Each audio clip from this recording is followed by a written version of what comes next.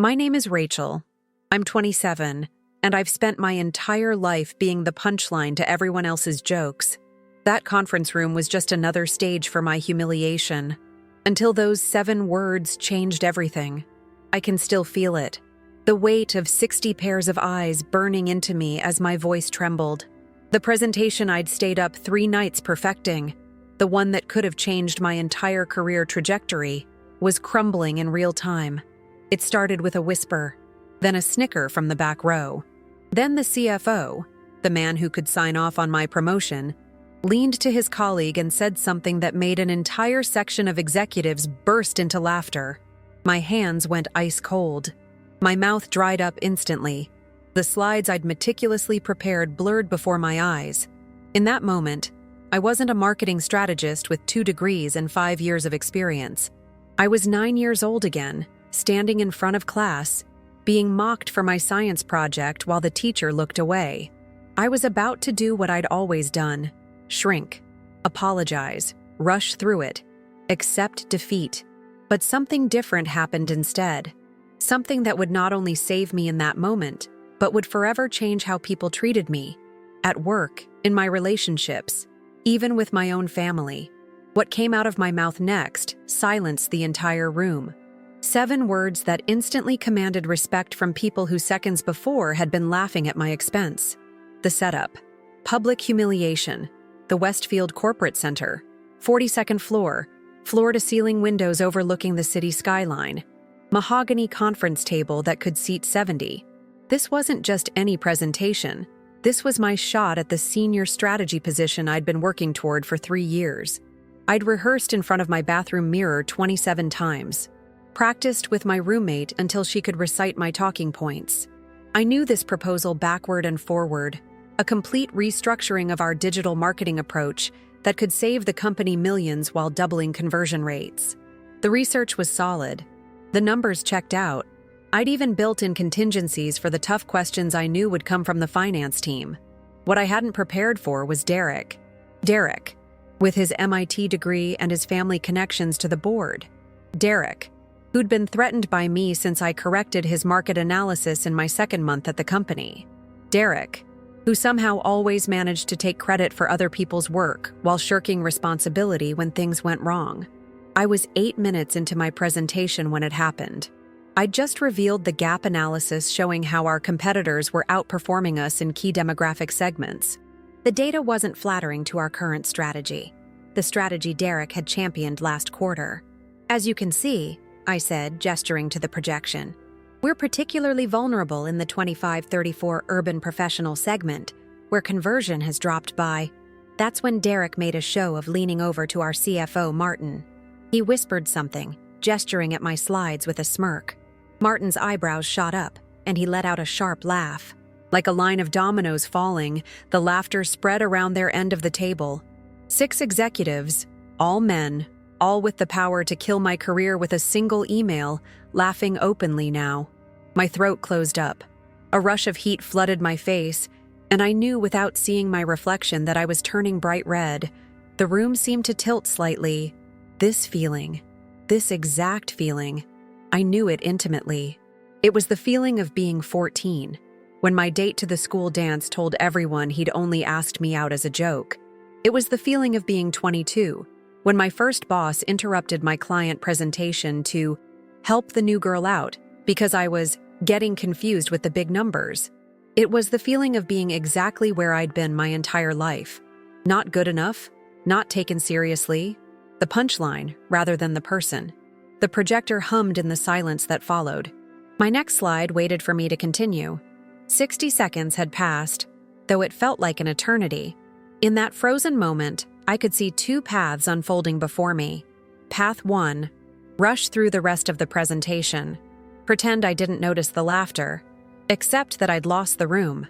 Go back to my desk and update my resume, knowing this opportunity was gone.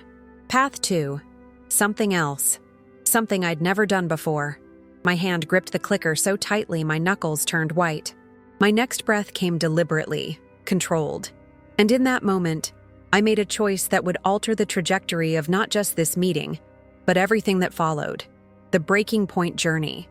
This wasn't the first time I'd faced public humiliation. It was just the first time I decided not to accept it.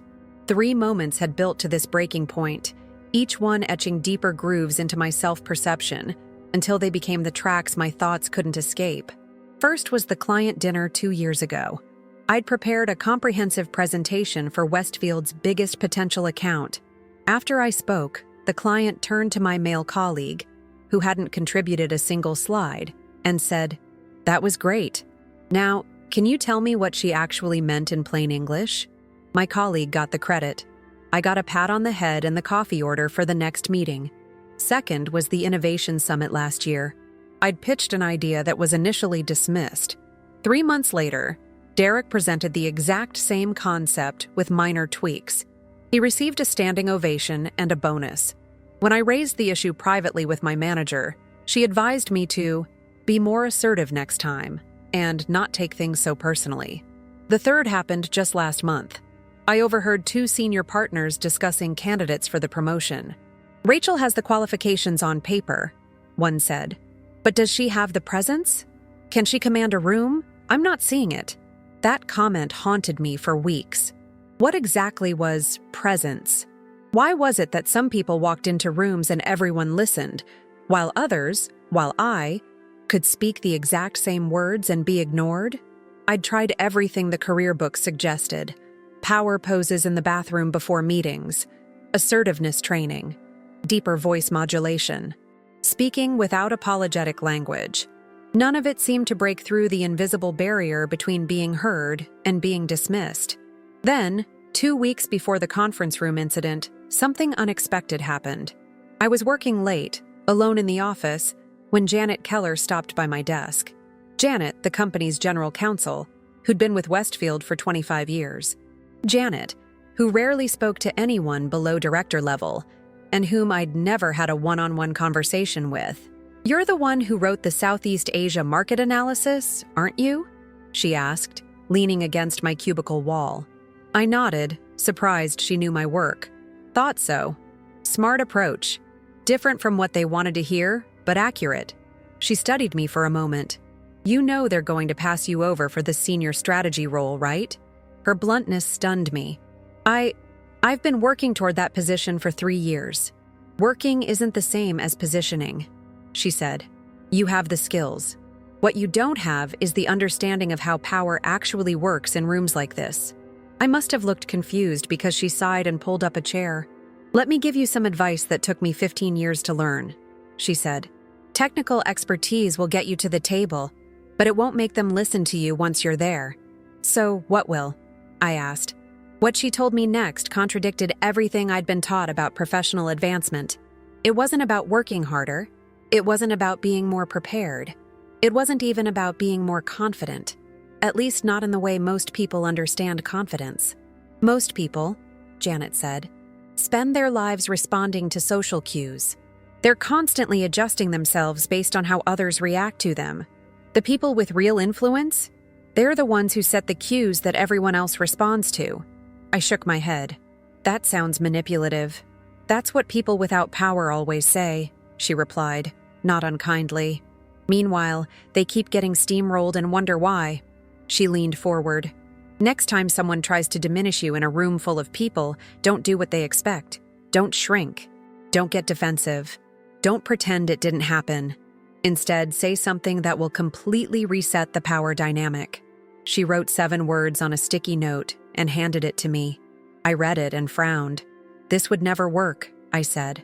"It's too confrontational?" Janet finished my sentence. "That's exactly why it works, because it's the last thing they expect from you." I tucked the note into my planner, more to be polite than anything else. Her advice ran counter to everything I'd been conditioned to do in uncomfortable situations. It felt dangerous, risky. But as I stood in that conference room 2 weeks later, watching Derek and the executives laugh at my expense, Janet's words echoed in my mind, and the sticky note with those 7 words seemed to burn in my pocket. The 7-word revelation. The laughter continued to ripple through the room. Derek's smirk widened as he watched me falter. Everyone was waiting for my response, or rather, they were waiting for my lack of one. They expected me to stammer, to apologize, to rush through my remaining slides with diminished credibility. Instead, I set down my clicker, deliberately. The small click it made against the table seemed to echo in the suddenly quiet room. I straightened my posture, placed both hands flat on the table, and looked directly at Derek. Then, in a voice that came out steadier than I felt, I said the 7 words Janet had written on that sticky note. "I'd like you to explain your joke." Not, "Please stop laughing." Not, "As I was saying before I was interrupted." Not, "I'm sorry if the data isn't clear." "I'd like you to explain your joke." The effect was immediate and electric. The laughter cut off as if someone had flipped a switch. Derek's smirk froze, then faltered. What?" he said. I repeated it, more firmly this time. "You whispered something that everyone found amusing. I'd like you to explain your joke to the entire room." The atmosphere transformed. The same executives who had been laughing moments before now shifted uncomfortably in their seats. Martin, the CFO, cleared his throat and straightened his tie.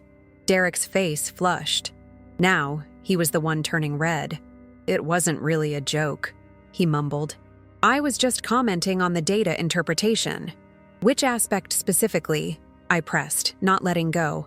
"Since it concerns my presentation, I think everyone would benefit from hearing your perspective." The power dynamic had completely reversed.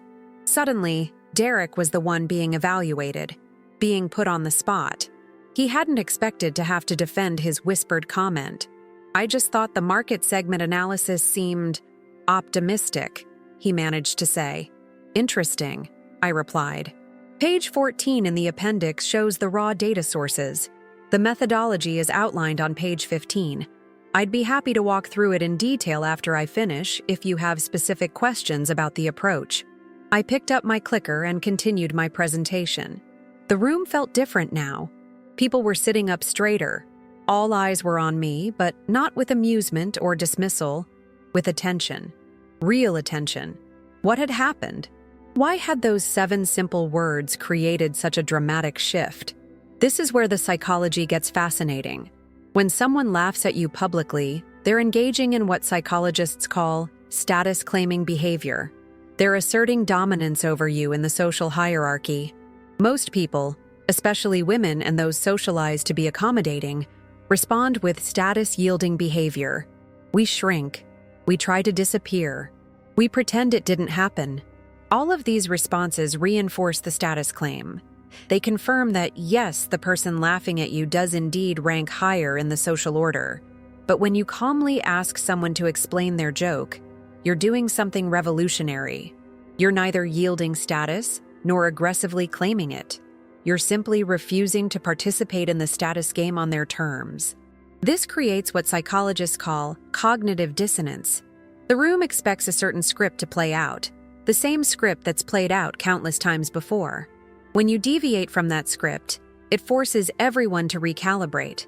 Here's what happens physiologically when you use these 7 words. First, in yourself. The act of directly addressing the behavior short-circuits your body's stress response. Instead of flooding with cortisol and adrenaline, the hormones that make you feel shaky, sweaty, and small, your brain engages its prefrontal cortex, the rational thinking center. Your breathing steadies. Your voice becomes more resonant. Then, in the person who was laughing, they experience a sudden status threat. Their cortisol spikes.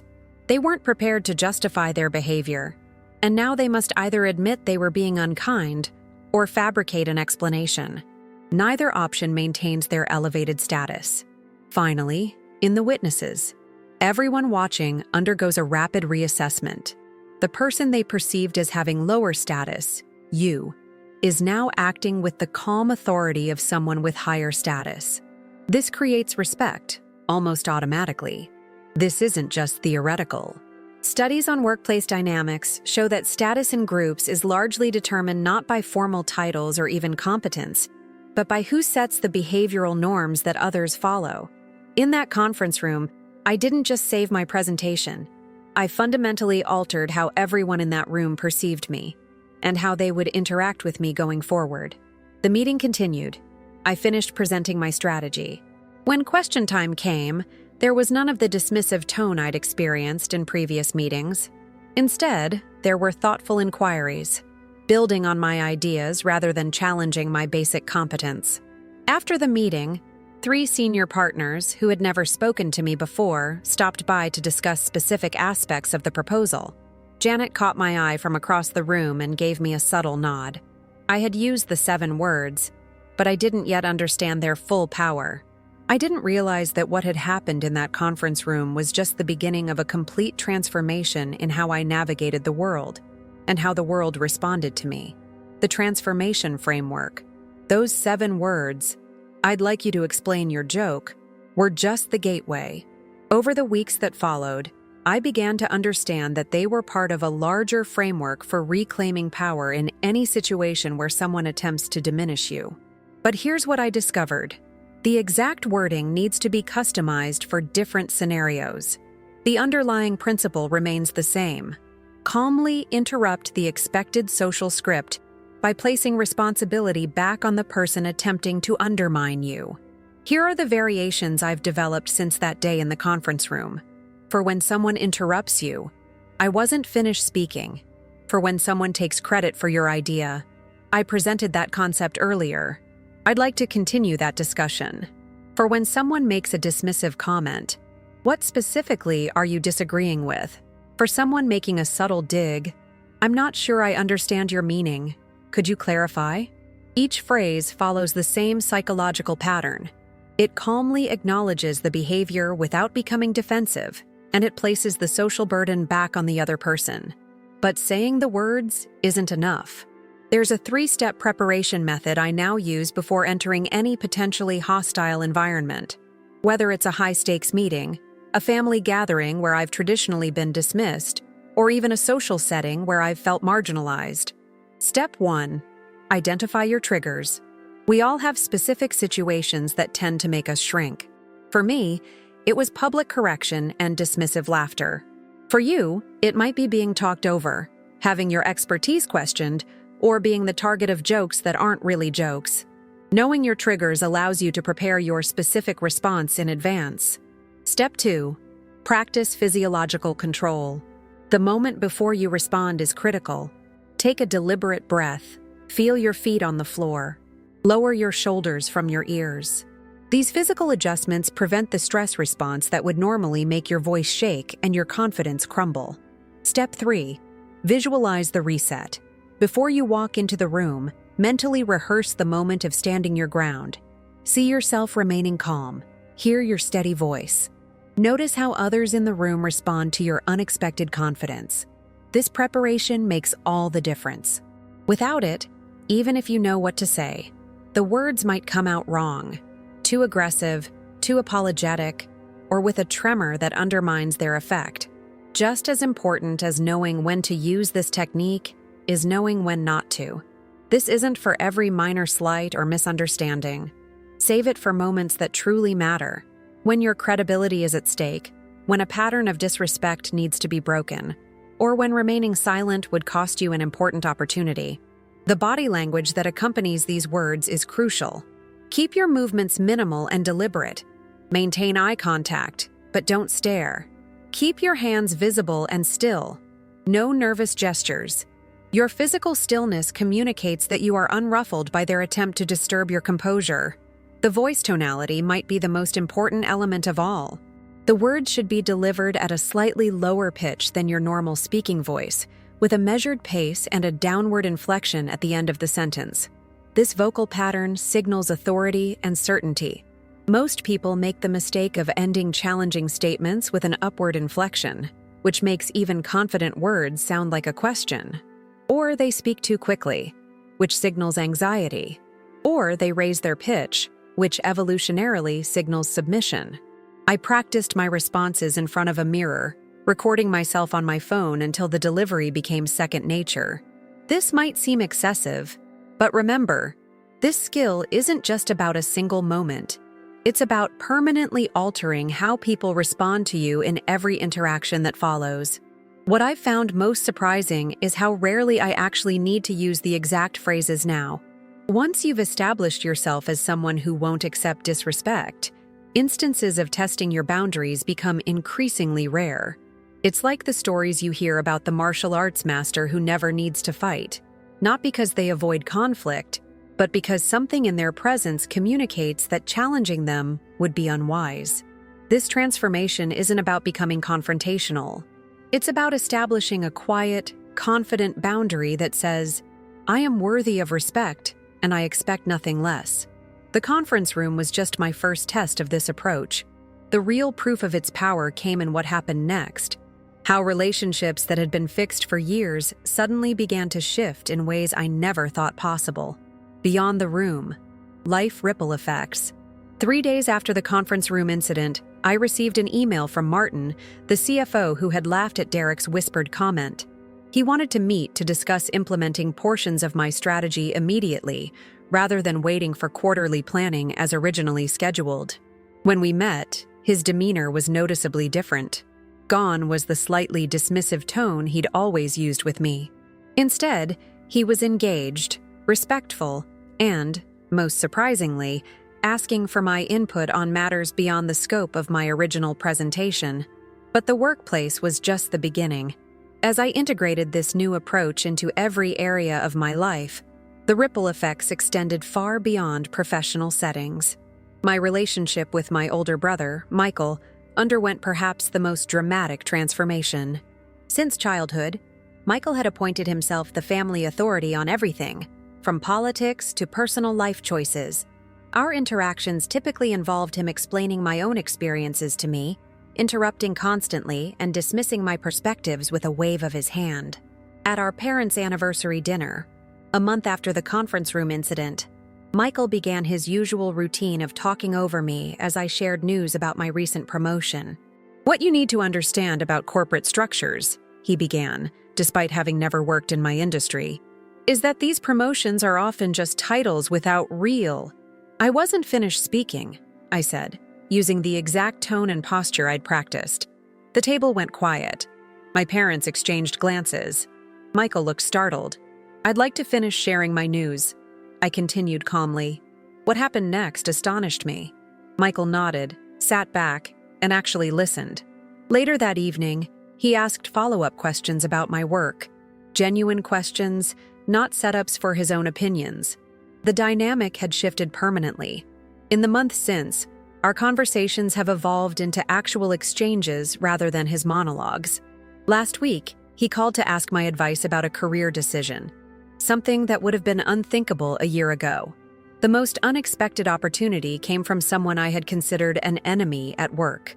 Leslie, a peer who had competed with me for projects and attention, approached me after a department meeting where I'd used my technique when someone tried to claim credit for my market analysis. "How do you do that?" she asked when we were alone. "Do what?" "Stand your ground without making everyone defensive. I try to assert myself and somehow end up being called aggressive or difficult." That conversation led to an unlikely alliance. We began meeting for coffee, discussing the specific challenges we faced as young women in a male-dominated industry. I shared the framework with her, and she adapted it to her own style. 6 weeks later, Leslie and I co-presented a unified strategy to senior leadership, a collaboration that resulted in both of us being assigned to a high-visibility project with the company's biggest client. These changes occurred across 3 key areas of life simultaneously. Professional relationships transformed from dismissive to respectful. People who had previously ignored my contributions began seeking my input. My ideas were no longer prerequisites for conversation. They became the foundation of new initiatives. Personal relationships evolved from unbalanced to reciprocal. Family members and friends who had established patterns of interrupting, explaining, or dismissing gradually began to engage differently. Some relationships improved dramatically. A few more toxic ones naturally faded as the people involved realized they could no longer treat me as they once had. My self-perception underwent the most profound shift. The internal voice that had always whispered, "Don't make waves," or "Maybe they're right to dismiss you," grew quieter, eventually falling silent. In its place emerged a steady certainty about my worth that no external validation or criticism could shake. This last change explains why the technique creates permanent rather than temporary results. The psychological resilience it builds doesn't depend on others' responses. It stems from the recognition that you always have the power to reset a social dynamic, that you are never truly trapped in someone else's definition of you. What makes this approach so powerful is the surprising vulnerability at its core. Most people think claiming their space requires aggression, loudness, or dominance. But those tactics usually backfire, especially for those who don't match traditional images of authority. The real strength lies in calmly acknowledging what's happening without either lashing out or backing down. There's a profound vulnerability in saying, essentially, I see what you're doing, and I'm choosing not to play along. This vulnerability, this willingness to stand in an uncomfortable moment rather than rush to ease the tension, becomes your greatest strength. It communicates a level of self-possession that commands respect far more effectively than any show of force ever could. I noticed something else too. The more comfortable I became with standing my ground in big moments, the less I found myself being tested in small ones. The subtle dismissals, being interrupted in meetings, having my ideas attributed to others, being the target of condescending explanations, simply stopped occurring with the frequency they once had. It was as if the world could sense the shift in how I carried myself and adjusted accordingly. This wasn't just my experience. As I began sharing this approach with others, I collected stories of transformation that mirrored my own, yet each with their unique challenges and breakthroughs. Audience application and case studies. Let me share 5 real stories from people who applied this technique in different contexts. Their experiences demonstrate how widely applicable this approach is, regardless of your specific situation. First, there's Marcus, a software engineer whose ideas were routinely overlooked in team meetings. Despite being technically brilliant, his quieter demeanor meant louder colleagues often claimed credit for his solutions. During a critical project review, when a team lead presented Marcus's debugging approach as his own, Marcus employed the phrase, "I'm glad you found my solution effective. I'd like to explain the reasoning behind it." The simple acknowledgement shifted the dynamic immediately. The team lead, caught off guard, actually apologized. In the 3 months since, Marcus has been assigned to lead 2 development teams and received recognition he'd been denied for years. Then there's Kimberly, who faced a workplace scenario all too familiar to many. Her male colleague regularly explained her own area of expertise back to her in meetings, what's now commonly called mansplaining.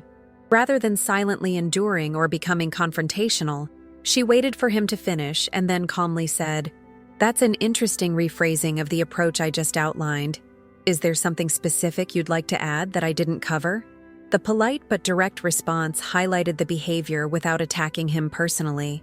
Her colleague appeared startled, then embarrassed. By the next meeting, his interaction style had notably changed. More importantly, other team members who had witnessed the exchange began to defer to Kimberly's expertise more readily. Family conflicts often involve the deepest patterns of disrespect, as Elena discovered. For years, her mother-in-law had made passive-aggressive comments about her parenting choices. During a holiday dinner, when her mother-in-law suggested that Elena's children would turn out better with more discipline, Elena took a deep breath and responded, "I'm interested in understanding exactly what you mean by that comment." The direct but non-aggressive question forced her mother-in-law to either explain her criticism constructively or back down. She chose the latter, mumbling that she was just making conversation. The pattern of undermining remarks decreased dramatically after that exchange. Elena and her mother-in-law now have a relationship based on mutual respect, rather than thinly veiled criticism. Dating and relationship dynamics can be transformed through this approach as well. James had fallen into a pattern with his partner, where his opinions about shared decisions were subtly dismissed. When discussing which house to purchase, a major life decision, his partner interrupted his concerns about one property by saying, "You always overthink everything. This is clearly the best choice." Instead of either backing down or escalating into an argument, James replied, "I need you to hear my perspective fully before dismissing it." The relationship reset that followed was profound. They ultimately chose a different property that addressed both their needs, but more importantly, established a new pattern of communication that honored both voices equally. Finally, there's Aisha, a graduate student whose anxiety in classroom settings had limited her academic progress. When presenting her research to a faculty panel, a professor interrupted with a dismissive comment about her methodology. Instead of becoming flustered as she typically would, Aisha paused, established eye contact with the professor, and said, "I'd appreciate the opportunity to finish presenting before addressing questions." The professor, accustomed to students immediately becoming defensive or apologetic, nodded and allowed her to continue. Aisha's confident handling of the situation not only improved that specific presentation, but altered how faculty perceived her scholarly potential. She's now being encouraged to publish her work in journals that previously seemed beyond her reach. What these diverse stories share is the moment of choice, the split second when each person decided to deviate from their established pattern of response. That's the critical juncture where everything changes. I've collected hundreds of these stories now, and certain patterns emerge. First, the technique works across hierarchies. Whether you're addressing someone who technically outranks you, a peer, or someone in your personal life, the psychological principles remain effective. Second, the initial application is often the hardest. Breaking a long-established dynamic requires courage, but once you've reset the pattern once, subsequent instances become progressively easier. Third, the approach transfers between contexts. Someone who masters it in professional settings finds it naturally extending to personal relationships, and vice versa. Fourth, the words must match the nonverbal communication. When someone begins using these phrases but still displays submissive body language or apologetic tone, the effect is diminished. The whole package needs to align. Finally, and perhaps most importantly, the technique can't be faked. It works because it comes from a place of authentic self-respect, not as a manipulation tactic. People who approach it as a trick to gain advantage miss the fundamental shift in self-perception that makes it truly transformative.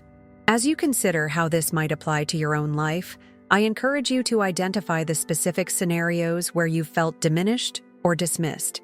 What is your conference room moment? Who is your Derek? What are the exact words that would reset that particular dynamic?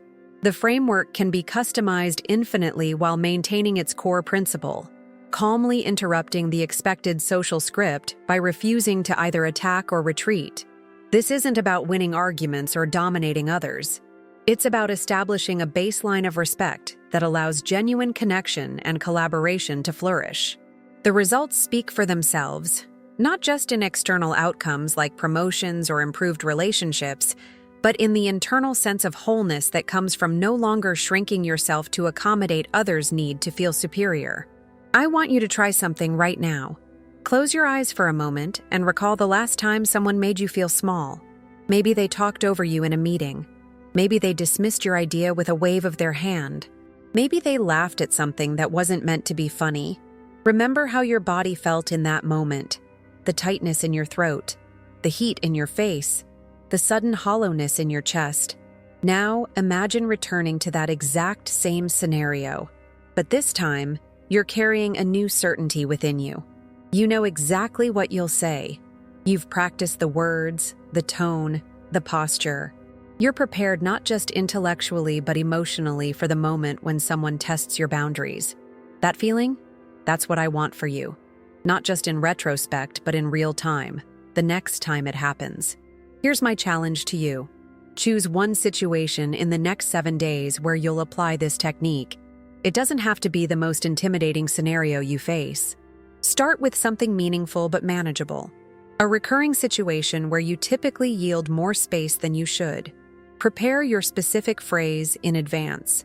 Practice it out loud, with the exact tone and posture you'll use in the moment. Then, when the situation arises, use it.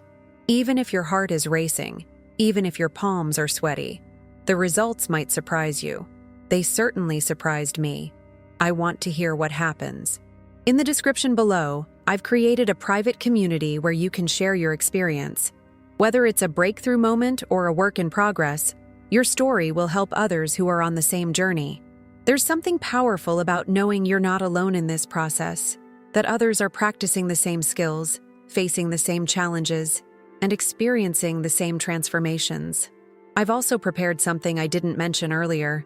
In the description, you'll find a link to a downloadable guide that includes 20 specific response phrases for different scenarios, along with the psychological principle behind each one. It's my gift to you for staying with me through this story. Let me leave you with this final thought. The last person who laughed at me now asks for my advice, not because I humiliated him in return, but because I refused to be humiliated in the first place. Derek, yes, that Derek from the conference room, approached me 3 months after our confrontation. His project was failing, and he needed help restructuring his approach. He could have asked anyone in our department, but he came to me. When I asked him why, his answer revealed everything about how this technique transforms relationships. Because you're the only person who's ever called me out directly without making it personal. I respected that. That's the surprising truth about standing your ground. When done with clarity rather than cruelty, it doesn't create enemies.